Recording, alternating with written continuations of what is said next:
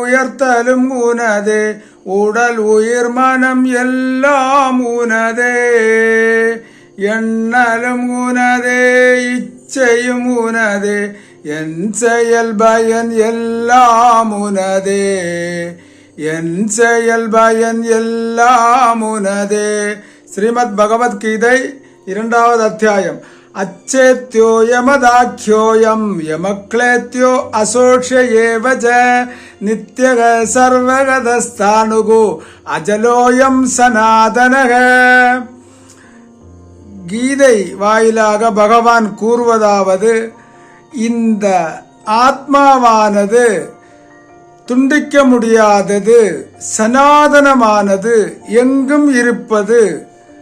அச்சேத்யோ யமதாக்கியோ யமக்லத்யோ அசோஷ ஏவஜ நித்யக சர்வகதக ஸ்தனாதனக அஜலோயம், சலனமில்லாதது.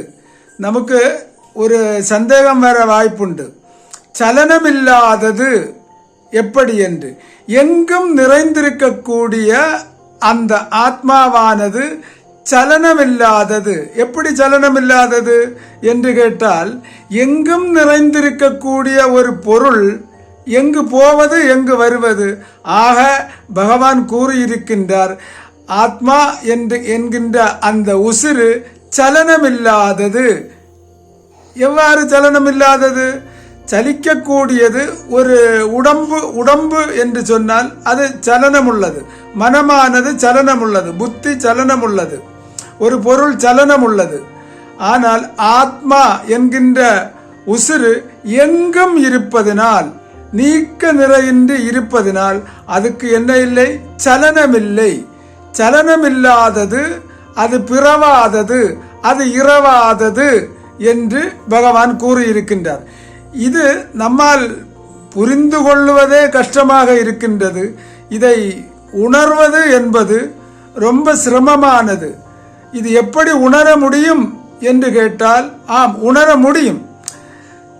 நாம அதற்கு சத்சங்கங்களை கேட்க வேண்டும்.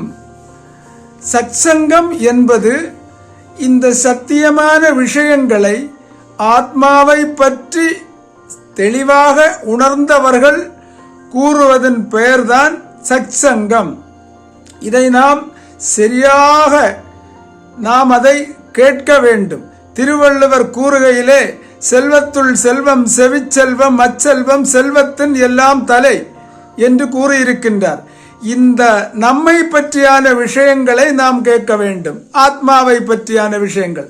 ஆனால் நாம் நம்மை பற்றி கேட்பதற்கு நமக்கு சமயம் கிடைக்கவில்லை. மற்றவர்களுடைய கதைகளை கேட்டு சமயத்தை பாழாக்கி கொண்டிருக்கின்றோம். நாம் எதை பற்றி அறிந்து கொண்டாலும் எந்த பலனும் நமக்கு கிடையாது. நாம் நம்மை பற்றி அறிந்து கொள்ள வேண்டும் என்பதுதான் உண்மை. ஆக அனைவரும் பகவத்கீதையை படிக்க வேண்டும். அவரவர்களை அறிந்து கொள்ள வேண்டும். ஹரி ஓம் தத்சத்.